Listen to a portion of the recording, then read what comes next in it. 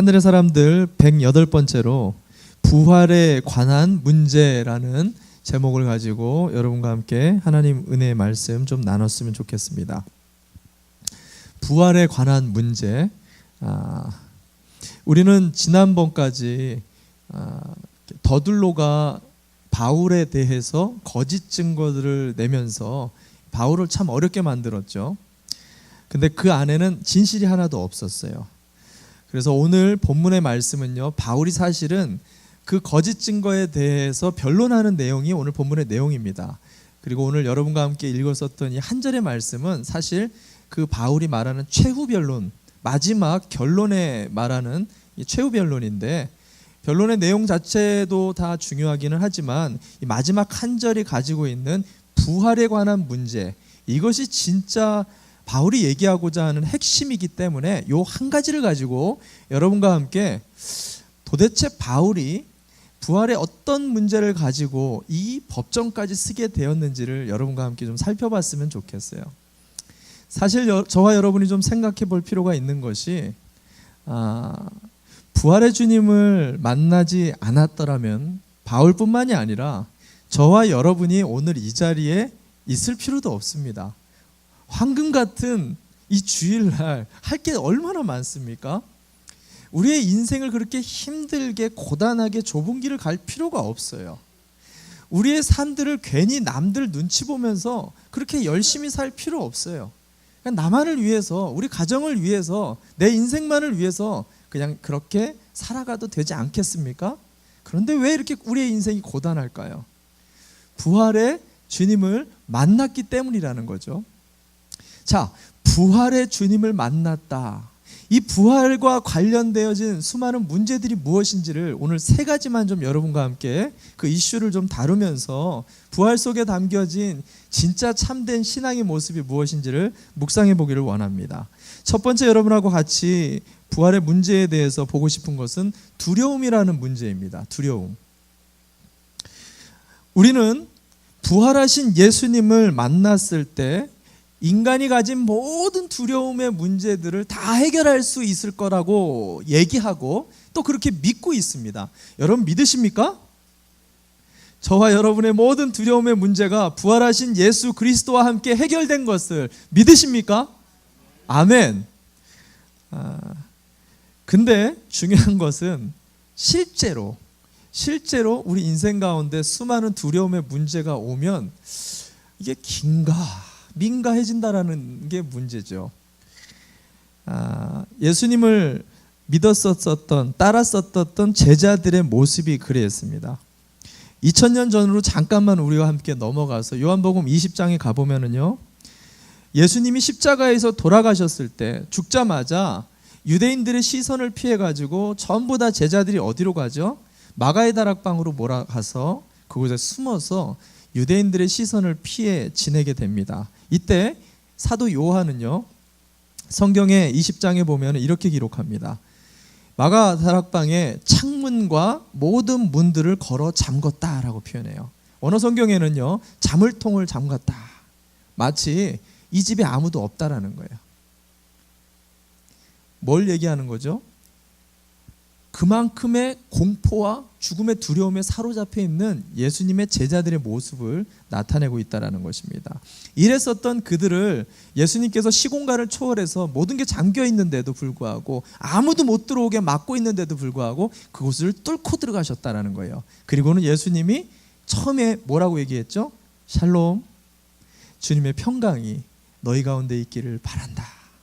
샬롬, 에이레네, 주님의 평강의 인사를 하는데, 이것은 단순한 유대인들의 인사이기도 하지만 동시에 예수 그리스도, 부활의 주님을 만나지 않고는 두려움에 빠진 인류가 평강을 누릴 수 있는 방법은 전혀 없다라는 것을 상징적으로 우리 가운데 보여줬었던 사건이라는 거죠. 제자들은 그때 이후부터요, 마음의 안정감을 찾고 예수님 때문에 이 40일, 예수님이 있었던 이 40일의 부활의 기간 동안에는 아주 담대하게 이 땅을 예수님과 동행하며 살지요. 근데 문제는 예수님이 40일 이후에 또 승천했을 때의 문제라는 거예요. 동일하게 예수님이 자리에 없자 이들은 어디로 가죠? 또다시 마가의 다락방으로 숨어 들어가게 됩니다. 물론 이때 성령을 받고 나와서 또 뛰쳐나와가지고 복음을 증거하고 초대교회를 만들지만 이 초대교회 또한도 성령님과 동행하면서 수많은 역사와 동시에 반면에는 수많은 문제와 두려움과 염려를 계속해서 반복적으로 나오는 게 신약의 서신서들의 이야기죠. 뭘 얘기하고 싶은 거냐면 왜 부활의 주님을 만났는데도, 왜 그 주님과 동행하는데도, 왜 성령을 받았는데도 두려운 일은 발생하는 걸까요? 왜 염려의 문제가 끊임없이 우리에게 치고 들어오는 걸까요? 그리고 왜 우리 이 문제를 해결할 수가 없는 것일까요? 여러분, 이것이 굉장히 우리 신앙 안에 부활신앙으로 옮겨지는 매우 중요한 포커스가 된다는 거예요. 이 문제가 해결되지 않으면요, 예수님을 아무리 많이 만나도요, 의미 없는 신앙생활과 힘든 신앙생활을 하게 된다는 거예요. 여러분, 잘 들어보시기 바랍니다. 우리가 이렇게 되는 가장 큰 두 가지의 이유가 있어요. 하나는 여러분 스스로를 점검해 볼 필요가 있는데, 매주마다 제가 이야기하고 있는 거지만 진짜로 예수님을 안 만났을 수 있어요. 내가 예수님을 안 만났는데 그냥 매 주일마다 교회 나와가지고 예수님 찬양하고 예수님 고백하고 예수님 도우심을 구할 수 있습니다. 성경이 분명히 그럴 수 있다라고 얘기해요. 귀신들도 예수님을 메시아로, 우리는 아무도 몰랐지만 귀신들이 예수님을 찬양했어요. 이것도 믿음이다라고 성경은 얘기합니다. 그러나 구원으로 이끄는 믿음은 아니에요. 만약에 그렇다면 문제 해결은 쉽습니다. 이런 분들은요, 그동안 오랫동안 교회를 나왔고 예수님을 믿고 있는 믿음이 있기 때문에, 지적 믿음이 있기 때문에 예수님만 순수하게 영접하면 해결됩니다. 그러면 그때부터 부활하신 예수님과 동행이 시작되는 거예요. 정말 중요한 문제는 어떤 사람이냐면 두 번째예요. 내가 예수님을 믿고 있어요. 내가 성령님과 동행한다라고 확신하고 있습니다. 근데 계속해서 걱정에 사로잡혀 있어요. 계속해서 두려움에 사로잡혀 있어요. 계속 염려가 치고 들어올 때마다 무기력하게 무너져 버린다는 거예요. 이게 왜 큰 문제냐면요, 계속 반복적인 이런 신앙생활을 하게 되면요, 이런 사람은 어떻게 되냐면 예수 그리스도에 대한 확신이 흔들려요. 또는 부활하신 예수님이 능력이 없게 보여진다는 거예요. 우리가 구원을 받은 인생이 이거밖에 되지 않는 건가, 구원 자체를 무가치하게 생각을 하게 된다는 거예요. 예수님이 우리에게 주셨던 자유에 대한, 이것은 그냥 성경에만 나오는 거지 이게 무슨 능력이 있어, 신앙이 가진 하늘의 권세가 뭔지를 전혀 누리지를 못해요. 그러면서 또 다른 무언가를, 내가 체험이 부족하구나, 뭔가 인격적으로 뜨거운 뭔가를 가져야 되는가 보구나, 그래서 체험을 사모하면서 여기저기를 쫓아다녀요. 그것도 아니구나, 내가 말씀을 공부해야 되나 보구나, 내가 말씀을 계속해서 열심히 공부를 하고 돌아다닐 수도 있어요. 어떤 사람은 이것 가지고 저것 가지고 문제 찾아고 여러 가지 백방으로 노력을 할 수가 있습니다. 다 중요한 노력들이에요. 근데 근본적인 본질의 문제를 보지 못하는 거예요. 문제 해결은 거기에 있는 게 아닙니다. 우리가 잘 알고 있는 뉴욕의 리디머 교회의 원로 목사죠. 이 팀 켈러는 이런 부분에 대해서 이렇게 얘기를 합니다. 우리가 예수님의 보혈로 모든 죄로부터 해방이 되었던 것은 사실입니다. 그러나 과거에 우리가 죄인이었었기 때문에 우리는 항상 우리의 시선이 죄에 길들여져 있다는 거예요. 죄가 딱 치고 들어오면 반사적으로, 자동 반사라고 하죠, 죄를 쳐다보고 그 죄를 무방비로 받아들인다는 거예요. 왜? 죄인이었던 흔적이 남아있기 때문에. 그래서 죄가 딱 치고 들어오면 죄만 들어오나요? 죄가 가지고 있는 기운이 같이 들어오게 됩니다. 그 죄가 주는 두려움과 염려와 걱정, 우리 인생에 대한, 진로에 대한, 건강에 대한, 질병에 대한, 자녀에 대한, 내 생애에 대한 걱정과 불안과 두려움이 함께 내 안에서 왕노릇하기 시작한다는 거예요. 왜 남자들이 바람을 피게 되는지 아세요? 오늘 특별히 잘 오셨어요. 우리 여자분들은 잘 들으시기 바랍니다. 남자들이 왜 바람을 피게 되는가? 물론 여자들에 대한 사랑이 좀 식기도 합니다. 그것도 이유가 될 수 있어요. 근데 진짜 중요한 거는요, 이 남자들은요, 예쁜 여자가 딱 지나가잖아요. 그러면 반사적으로, 자동 반사적으로 뭐가 돌아가요? 시선이 돌아가게 되어 있어요. 이거는 남자들이라면 모두 다 갖고 있는 고질병이에요. 여자들은 뭐가 돌아가죠? 가방을 보면 돌아간다 그래요. 여자들은 이 신발을 보면 거기에 시선이 꽂힌다 그러죠. 옷을 보면 또 옷에 그렇게 불같이 들어간다는 거예요. 별로 마음이 없는데도 무조건 반사적으로 들어가게 되는 거예요. 여기까지는 전혀 문제가 없습니다. 중요한 것은 그 예쁜 자매가 계속해서 치고 들어오게 되어질 때, 그때 남자들은요 100이면 100 다 넘어갑니다. 우리 몇몇 여자분들은 고개를 설레설레 내 남편은 아니다 뭐 이렇게 지금 저를 쳐다보는데, 여러분 심수봉 씨가 부른 노래 있죠. 남자는 다 그래. 오죽하면 이게 유행가 가사로 톱 히트를 쳤겠어요. 여러분 남자들은요 어쩔 수가 없어요. 어떤 예쁜 여자가 이렇게 계속해서 추근덕거리고 계속해서 치고 들어오면은요 100이면 100 다 넘어가게 돼 있다라는 거예요. 근데 간혹 안 넘어가는 남자들이 있어요. 어떤 사람이 안 넘어가느냐, 딱 치고 들어올 때 아내의 얼굴을 떠올리는 사람이에요. 비웃는데요, 그런 사람이 있습니다. 그런 사람이 있어요. 아내의 얼굴을 떠올리잖아요. 그럼 그 순간 아내가 가지고 있는 기운이 같이 들어옵니다. 평생 나 만나서 고생했었던 내 아내, 세상에 아무도 내 편이 들어줄 사람이 아무도 없었을 때에도 우리 남편이 최고라고 그 한마디에 썼던 아내의 그 말 한마디, 아내가 나에게 평생 주었었던 그 사랑의 기운이 그 순간에 같이 들어오는 거예요. 그러면 그 아내의 마음과 아내의 잔상이 나에게 주는 그 영향을 계속 보면서 이 예쁜 자매를 계속 주시를 할 수가 없게 된다라는 거예요. 여러분, 아내의 마음을 느끼면서 이런 유혹이 들어오는 것을 계속해서 방비하고 그걸 내버려 두는 사람은 아무도 없어요. 어떤 사람이 바람이 피우게 되느냐? 아내의 마음을 저버리는 사람이에요.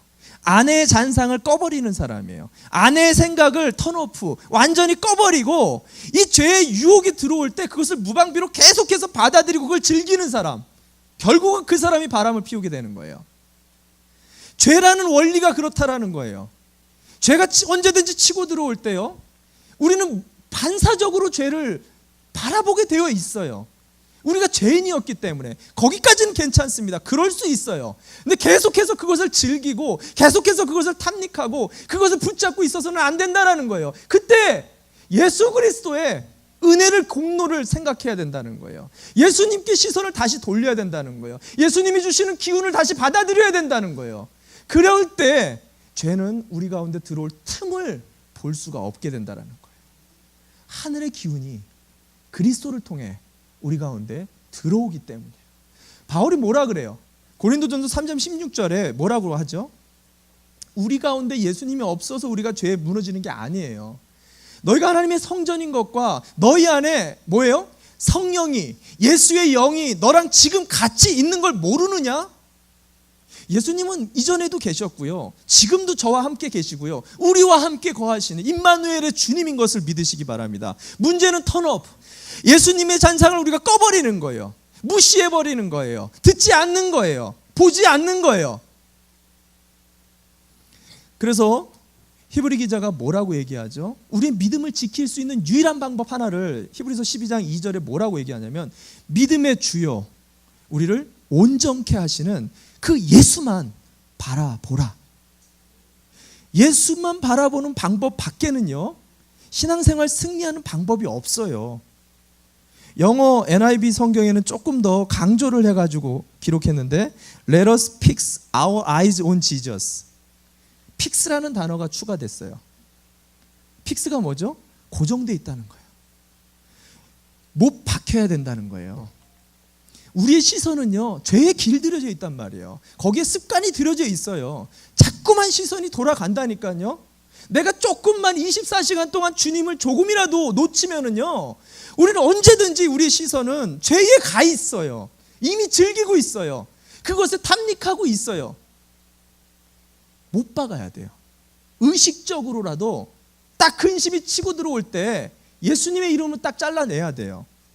그 문제가 딱 치고 들어올 때 나를 맥없이 무너뜨리고 사망이 왕노릇하게 되기 전에, 그 전에 예수님 말씀을 묵상해야 돼요. 아무것도 염려하지 말고 오직 모든 일에 기도와 간구로 너희 구할 것을 감사함으로 하나님께 아뢰. 항상 기뻐해. 쉬지 말고 기도해. 여러분, 주님이 주시는 생명의 말씀을 가지고 묵상하고 되뇌일 때 하늘의 기운이 나를 살리게 되는 거예요. 그게 부활신앙이에요. 성경에 우리를 양으로 많이 비유합니다. 그것은 우리가 양처럼 각기 제각길로 멋대로 살기 때문에 양을 비유하기도 하는데요. 사실은 양이요, 겁이 그렇게 많다 그래요. 두려움이 그렇게 많은 게 양이라고 합니다. 그래서 양은 이런 푸르른 초원이 있잖아요. 그 푸르른 초원을 간다 할지라도 절대로 그 푸른 초원에 주저앉거나 들어 누울 수가 없다 그래요. 왜 그러냐면 양은 뚱뚱해가지고요, 보시면 기억하시겠지만 다리는 되게 얇아요. 그러니까 자기 몸을 지탱을 못해서 한번 앉잖아요. 그럼 일어나기가 쉽지가 않은 거예요. 들짐승들이 갑자기 치고 들어오면은 그것을 어떻게 주체를 못해가지고 막 뒤뚱뒤뚱 거리다가 잡혀먹힐까봐 겁이 나니까 함부로 어떠한 초장이든 어떠한 푸른 그런 그 초원이든 앉거나 누울 수가 없다라는 거예요. 근데 유일하게 속 편하게 들어 누울 때가 있어요. 언제냐면 자기의 목자의 뒷모습을 보았을 때, 나를 이끄는 목자가 내 앞에 있을 때, 그때 이 양들은 들어 눕는다 그래요. 목자가 나랑 함께 있구나. 그 목자가 주는 평강을 누리면서 마음 놓게 양들은 눕는다는 거예요. 시편 23편에 다윗이 이렇게 고백하죠. 여호와는 나의 목자시니 내가 부족함이 없으리로다. 그가 나를 푸른 초장에 누이시며 나를 쉴 만한 물가로 인도하시는도다. 저와 여러분이 알듯이 다윗이 이걸 언제 기록했죠? 전쟁터에서 기록했어요. 죽음의 공포와 사망의 두려움이 엄습하는 그 현장에서 그는 나의 목자이신 예수님을 보면서 들어 누워버린 거예요. 놀라운 고백입니다. 우리 인생 속에 사망의 음침한 골짜기를 가도 해를 두려워하지 않을 수 있는 것은요, 다른 방법이 없어요. 주님 바라보는 거예요.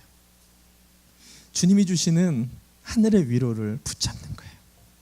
그 시선이 주님께 픽스되어져 있을 때 절대로 사망과 죽음의 권세는 우리를 건들 수가 없어요. 누가 우리를 사망과 죽음에서, 하나님이 부어주시는 이 생명의 부활의 복음에서 누가 끊을 수 있으랴. 이게 바울의 신앙 고백이었다는 거예요. 이 한 주 동안 이 영적 시선 싸움을 지지 않는 그런 부활의 증인 되시기를 주님의 이름으로 축원합니다. 아멘. 두 번째 부활과 관련된 문제는요, 부활의 증인 문제가 있습니다. 증인 문제. 오늘 본문을 한 번만 더 읽어보도록 하겠습니다. 21절 말씀 읽겠습니다. 같이 읽습니다. 시작. 다만 나는 그들 가운데 서서 말하기를 오늘 내가 여러분에게 재판을 받고 있는 것은 죽은 사람들의 부활과 관련된 문제 때문입니다 하는 이 한마디 말을 부르짖었을 뿐입니다. 바울이 지금 무슨 말이죠? 부활의 주님을 내가 증거하다가 이 재판장까지 서게 된 것입니다. 이 말 한마디 때문에 그런 것입니다. 바울은요, 부활하신 주님을 분명히 만났어요. 다메섹 도상에서 정오의 빛과 같이, 그리고 우렁찬 천둥과 같은 목소리를 통해 분명하게 예수님을 만났습니다. 바울만이 아니죠. 12사도들과 200여 문도와 500여 형제의 일시에 예수님께서 보이셨다라고 성경은 기록하고 있어요. 성경에 보면 이들이 부활하신 주님을 내가 만났습니다라고 증언하는 것, 이 증인의 삶을 사는 것은 전혀 문제가 없습니다. 당연히 그렇게 살아야죠. 문제는 2000년이 지난 저와 여러분, 이 오늘날 예수님의 음성이 어떤 음성인지, 그 나라 말도 잘 모르고, 뭐 어떤 사람은 예수님이 이 모양으로 그리고 저 모양으로 그리는데 예수님이 정말 어떻게 생긴 건지도 한 번도 본 적이 없는 저와 여러분이 왜 부활의 증인이 돼야 되느냐? 이게 문제라는 거예요. 우리는 예수님을 직접 경험해 본 적도 없어요. 직접 만나본 적도 없고 그분의 음성을 들어본 적도 없다라는 거죠. 근데 어떻게 주님의 증인이 되냐라는 거죠. 많은 사람들이 이것 때문에 믿음을 갖지 못한다라고 말하면서 내가 내 평생 예수님의 음성 한 번만 들어보면 내가 예수님을 위해서 목숨을 바치겠습니다, 이런 사람 제가 봤어요. 내가 예수님 뒷모습이라도 한 번만 내가 직접 볼 수만 있다면 내가 내 생애 끝날 때까지 내가 주를 위해서 평생 살겠다라고 작정하시는 분들 제가 많이 봅니다. 많이 봐요. 근데 여러분, 우리가 이것이 얼마나 큰 착각인지를 빨리 깨트리셔야 돼요. 이것을 설명하기 위해 2000년 전으로 다시 한번 좀 돌아봤으면 좋겠어요. 부활하셨던 예수님께서 제자들을 만나서 이 제자들 앞에서 예수님이 가르쳤었던 장면이 누가복음 24장 44절에 나옵니다. 오늘 이 말씀 한 가지를 좀 봅시다. 누가복음 24장 44절 제가 읽어드립니다. 예수께서 그들에게 말씀하셨다. 내가 전에 너희와 함께 있을 때 너희에게 말하기를 모세의 율법과 예언서와 시편에 나를 두고 기록한 모든 일이 반드시 이루어져야 한다고 하였다. 이 말씀을 자세히 보면은요, 부활하셨던 예수님이 40일 동안 이 제자들과 어떤 내용을 얘기했냐면 구약의 모세 율법, 모세 오경과 선지서, 예언서들, 시편, 자, 이 모든 것을 다 모아놓으면 뭐예요? 구약입니다. 구약 성경을 얘기하는 거예요. 구약 성경을 펼쳐놓고 하나님의 나라에 대해, 자기 자신에 대해서, 앞으로 오게 되어질 메시아에 대해서 이들을 가르쳤다라는 거예요. 근데 하나님 나라와 자기 자신에 대해서 가르쳤던 그 내용 그대로 제자들이 뭘 만들었어요? 신약 성경을 만든 거예요. 즉 무슨 말이냐면 요 40일 동안 예수님이 한 거는요, 다른 게 없어요. 구약과 신약의 성경책을 딱 펼쳐놓고 말씀을 계속해서 가르친 거예요. 자, 여기서 궁금한 게 뭐냐면요, 40일 후면 예수님은 승천해서 올라가 버립니다. 그리고는 제자들과 이제 헤어지죠. 이 중요한 40일 기간 동안에 왜 예수님께서는 다른 추억거리를 많이 만들면서 이들의 인상 속에 아주 강하게 뭔가를 딱 그렇게 인상 깊게 만들어주고 추억거리를 확 잔뜩 만들어줘도 부족한 시간에 왜 잔뜩 신구약을 펼쳐놓고 계속해서 말씀을 가르치고 읽게 만들었을까요? 왜 그럴까요? 여기가 진짜 핵심의 포인트예요. 왜 그랬느냐? 말씀이 곧 하나님이시기 때문에 그래요. 말씀이 곧 성육신 되어진 예수 그리스도이기 때문에 그래요. 자기 자신은 그냥 육신을 입고 온 존재일 뿐이에요. 진짜 하나님은 이 말씀이기 때문에. 사도 요한이요, 이때의 기억을 살려서 자기가 복음서 요한복음을 쓰고 제일 첫 번째 1장 1절에 뭐라고 기록하고 있는지를 봅시다. 1장 1절 요한복음 우리 같이 읽겠습니다. 한 목소리로 같이 읽어봅시다. 시작. 태초에 말씀이 계셨다. 그 말씀은 하나님과 함께 계셨다. 그 말씀은 하나님이셨다. 할렐루야. 신구약의 이 66권의 말씀이 하나님이신 것을 여러분 믿으시기를 바랍니다. 예수님은 자신이 없어져도 걱정이 없었어요. 왜? 살아계신 하나님의 말씀이 우리와 함께 임마누엘로 있었기 때문에. 많은 사람들이 이것을 착각할 때가 너무나도 많다라는 거예요. 제가 한 가지 예를 들면서 주님이 남겨주셨던 이 말씀이 얼마나 중요한지를 생각해 봤으면 좋겠어요. 제가 비즈니스를 한다고 가정해 봅시다. 신발을 만드는데 사우디에 있는 바이어를 만나서 신발을 수출해야 돼요. 근데 이 바이어가 저를 좋게 봤어요. 그래서 만나서 신발 10만 개를 이번 주까지 자기네 사우디로 좀 보내달라고 합니다. 그래서 저를 잘 봐서 이것만 잘 되면 앞으로 20만 개, 30만 개 계속해서 수출을 계약할 수 있도록 허가를 해줬어요. 직접 만났어요. 말로 한참을 얘기를 했어요. 근데 직접 만나서 이렇게 얘기를 하고 구두로 계약을 한 것이 더 신뢰가 갈까요? 아니면 만나지 않았더라도, 얼굴을 보지 않았더라도 이 모든 내용을 텍스트로 기록해가지고 이것을 지키지 않을 시에는 내가 이런 법적인 조항과 지불을 하도록 법적으로 모든 사항들을 꼼꼼하게 다 기록한 계약서에 서로가 사인을 해놓은 이 계약서를 갖는 것이 더 믿음이 갈까요? 어떤 것이 더 우리에게 믿음을 주게 될까요? 당연히 계약서가 있어야죠. 얼굴을 보고 구두로 만나서 말을 했던 것들도 중요하겠죠. 근데 시간이 지나면 다 잊혀지는 거 아니겠어요? 말이 바꿔질 수도 있는 거 아니겠어요? 기록되어져 있는 텍스트, 기록되어져 있는 이 말씀은 절대로 1.1획도 바뀌어질 수가 없다라는 거예요.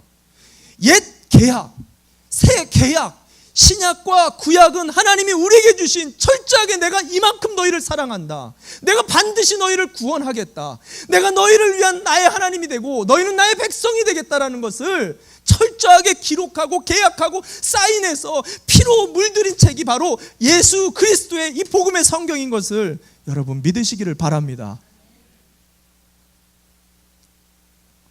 우리가 2000년 전에 베드로와 수많은 사도들처럼 예수님을 직접 보지도 듣지도 못할 확률이 거의 명확합니다. 바울처럼 정오의 빛과 같은 그런 체험과 우레와 같은 예수님의 음성을 못 들을 가능성이 거의 99.9%일 거예요. 그러나 그럼에도 불구하고 이전보다 더 명확하고 확실하게 부활의 주님을 만날 수 있어요. 왜? 기록되어져 있는 하나님의 말씀, 영감의 모든 성경은 하나님의 감동으로 된 것으로 교훈과 책망과 바르게 함과 의로 교육하기에 유익한 하나님의 영감의 이 책 안에 부활하신 예수 그리스도가 계시다라는 것을 여러분 믿으셨으면 좋겠습니다. 거기다가 우리가 잘 알고 있듯이 지금은 요엘의 성령 시대예요. 지금은요, 생각만 해보면은 우리가 예수님 시대로 한번 가보면은요, 그 당시 예수님의 음성도 다 들었어요. 예수님이 했었던 수많은 기적을 직접 눈앞에서 경험했었던 수많은 사람들이 있습니다. 예수님을 졸졸졸졸 3년 동안을 계속해서 먹고 자고 따라다녔던 제자들도 있어요. 여러분, 한 명도 예수님을 못 믿었어요. 이건 아이러니입니다. 근데요, 2000년이 지나서 예수님을 보지도 못하죠, 듣지도 못합니다. 근데 지금은요, 애들도 알아들어요. 지금은요, 유튜브만 들어가 보면 수많은 사람들이 예수님의 이 신비한 말씀을 다 이해하고 수많은 말씀을 올려놓고 있어요. 그리고 우리가 그것을 들을 때 이해가 된다라는 거예요. 여러분, 이것은 놀라운 일이에요. 우리가 체험에 의존할 것이 아니라, 체험도 중요합니다. 그러나 기록되어져 있는 하나님의 말씀을 믿는 것이야말로 진짜 보이지 않는 실상. 히브리 기자가 뭐라고 얘기해요? 믿음은 바라는 것들의 실상이요, 보이지 않는 것들의 증거다. 절대로 믿음은 보이는 것이 아니에요. 체험될 수가 없어요. 보이지 않는 것들을 믿는 것이 믿음이라고 성경은 정의하고 있다는 거예요. 그래서 2000년 전보다 지금 셀 수 없는 정도로 예수 그리스도를 만났다라고 하고, 예수 그리스도가 나의 구세주인 것을 나의 구주, 나의 하나님이라고 고백하는 사람들이 셀 수 없이 늘어가고 있다라는 것입니다. 여러분, 저와 여러분은 그 예수 그리스도를 오늘도 만나고 있는 참다운 부활의 증인인 것을 여러분 믿으시길 바랍니다. 나는 예수님 만난 적 없어, 나는 예수님에 대해 확신 없어. 여러분, 아니요. 2000년 전에 예수님 앞에 갔으면 여러분 예수님 더 못 믿었을걸요. 예수님 말씀 한 자락도 이해 못했을걸요.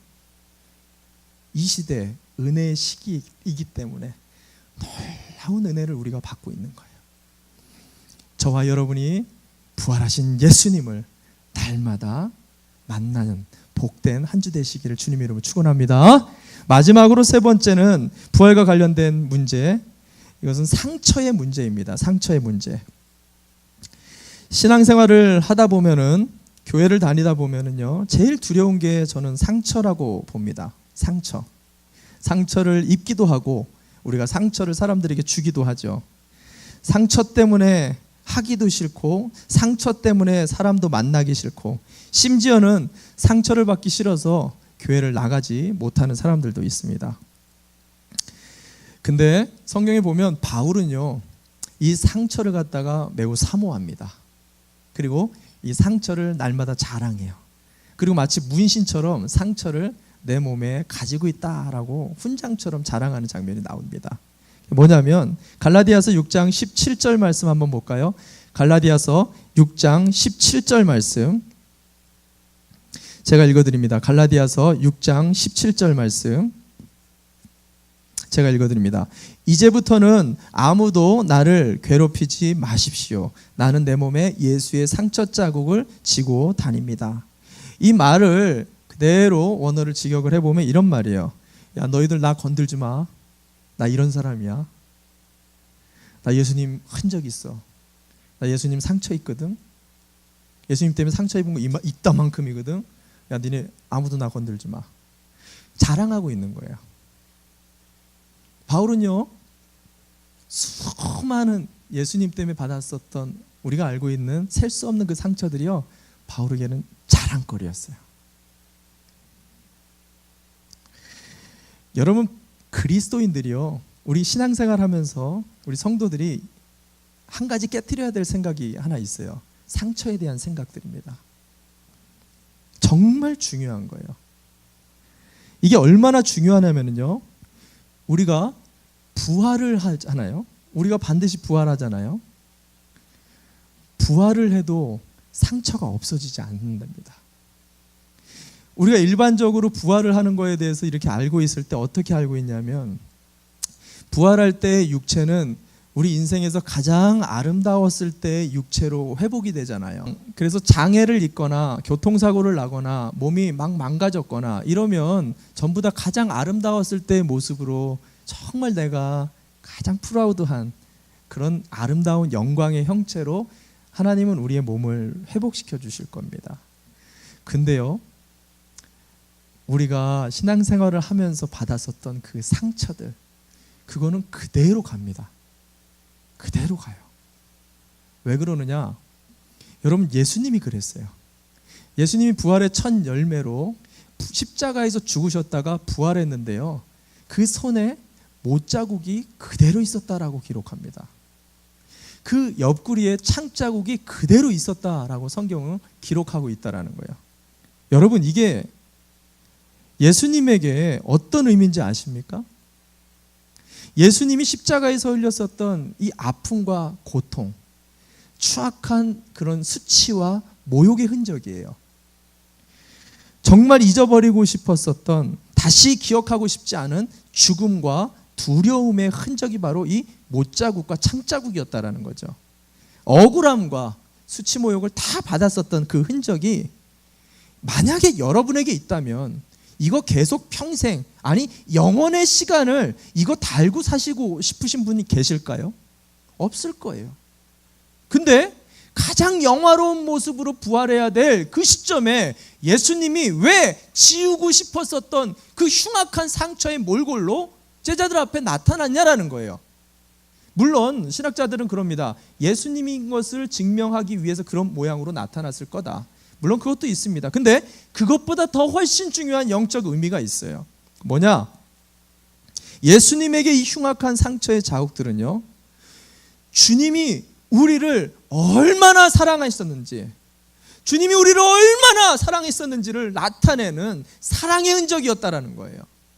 주님이 당신이 받았었던 이 사명, 당신이 감당해야 될 이 십자가의 사명을 끝까지 내가 놓지 않고 포기하지 않고 내가 이것을 잘 감내했다라는 영광의 흔적, 보증수표와 같았던 게 바로 창자국과 못자국이었다라는 것입니다. 여러분, 세상에서요, 가치가 있고 중요하다라고 말하는 것들일수록 그런 것들에는 대부분 대가를 지불해야 합니다. 행복한 가정은요, 저절로 만들어지는 게 아니에요.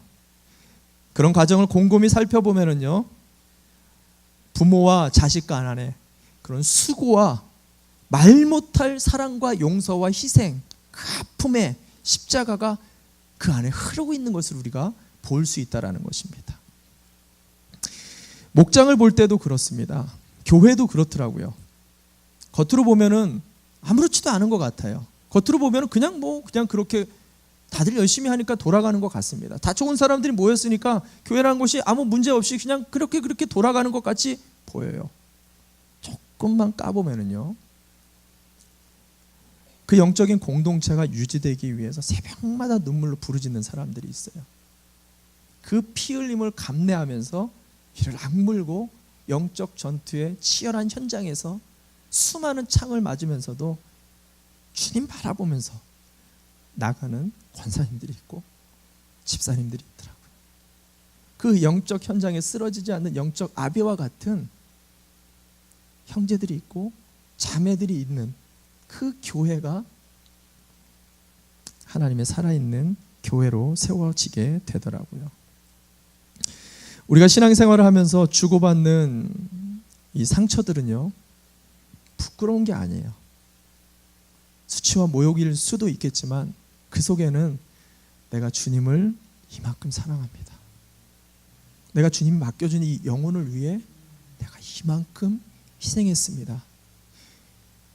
주님이 이 세상에서 이 상처보다 더 크십니다. 이런 신앙의 고백이 그 상처 속에는 들어있는 거더라고요. 제가 15년 전에 존 버년이 쓴 그 철로 역정을 보면서 참 많은 은혜를 받았었는데, 거기를 보면 여러분 아시다시피 그 주인공이 크리스찬이라는 주인공이 나오죠. 그가 인생의 모든 역정을 다 걷고 마지막 천국에 입성을 할 때요, 이 세상 사람들, 자기를 도와줬었던 수많은 동료들과 친구들과 작별을 하면서 헤어지는데, 그때 자기가 이 세상 수많은 역정을 다 경험하면서 싸웠었던, 영적 싸움을 했었던 전신갑주와 자기의 무기들, 그리고 여러 유용했었던 짐들 같은 거를 다 세상 사람들에게 다 나눠줍니다. 자기에겐 이게 다 필요 없다라는 거예요. 이제 천국 들어가기 때문에. 그리고 여러분들 이 무기를 가지고, 이 짐들을 가지고 이 땅의 믿음의 삶을 끝까지 잘 완주하십시오, 이렇게 얘기해요. 그러면서 저는 이제 이런 게 하나도 필요 없는데 딱 한 가지 내가 꼭 가지고 가고 싶은 게 있습니다. 그게 무엇이냐면 바로 내 몸의 상처입니다. 내가 주를 위해 살면서, 순례길을 살면서 내가 주님을 위해 받았던 그 상처와 자욱들은 나의 유일한 훈장이며 주님께 보여줄 생명의 가치다라고 크리스찬이 마지막 말을 하면서 천국에 입성하는 그 장면이 있습니다. 아마도 존 버년은 예수님의 몸에 있었던 그 창자국과 못자국의 의미를 분명하게 알고 있지 않았을까라는 생각을 했습니다. 주님이 다시 오실 그날에 저는 그런 생각을 해봤어요. 저와 여러분 한 분 한 분들을 전부 다 주님이 다 끌어안아 주실 것 같아요. 그러면서 우리의 손을 이렇게 쓰다듬어 주면서 내 손을 탁 펴고, 정환아, 네 손에 수없이 박혀있는 이 못자국을 보니까 참 너무너무 고생했구나, 고맙다. 네 옆구리에 뚫려있는 이 창자국을 보니까 네가 당한 수많은 배신, 아픔, 수치, 모욕, 억울함, 나 때문에 네가 그렇게 참았구나. 내가 맡겨준 그 영혼들을 위해 네가 그렇게 수고했구나. 내가 맡겨준 기업과 가정과 자녀들을 그렇게 눈물로 키우기 위해, 믿음의 길을 가게 하기 위해 네가 그렇게 그토록 많은 눈물을 흘렸구나. 너무너무 고맙다. 고맙다. 주님이 저와 여러분의 마지막 그 길의 끝에서 우리를 반드시 안아주시며 금멸유관을 주시며 우리 한 사람 한 사람을 위로하시고 그 영광의 고난의 흔적을 가지고 우리와 함께 마지막 그 나라에서 주님의 귀한 은혜와 통치를, 그 다스림을 받게 될 거라고 저는 믿습니다. 오늘도 이 믿음을 가지고 땅을 살지만 하늘의 귀한 신비와 순례길들을 끝까지 포기하지 않고 걷는 저와 여러분이 좀 됐으면 좋겠습니다. 그러려면 두려움이 계속해서 우리 인생 가운데 피할 수 없다라는 것을 기억했으면 좋겠어요. 두려움이 왜 자꾸 찾아오나? 나는 왜 자꾸 두려움이 생기나? 내 신앙에 뭔가가 또 필요한가? 뭔가가 또 노력을 해야 되나? 아니에요. 여러분, 예수님 바라보는 이 가장 기본적인 것, 예수님이 이미 십자가에서 다 이루셨어요. 예수님이 이미 다 승리하셨습니다.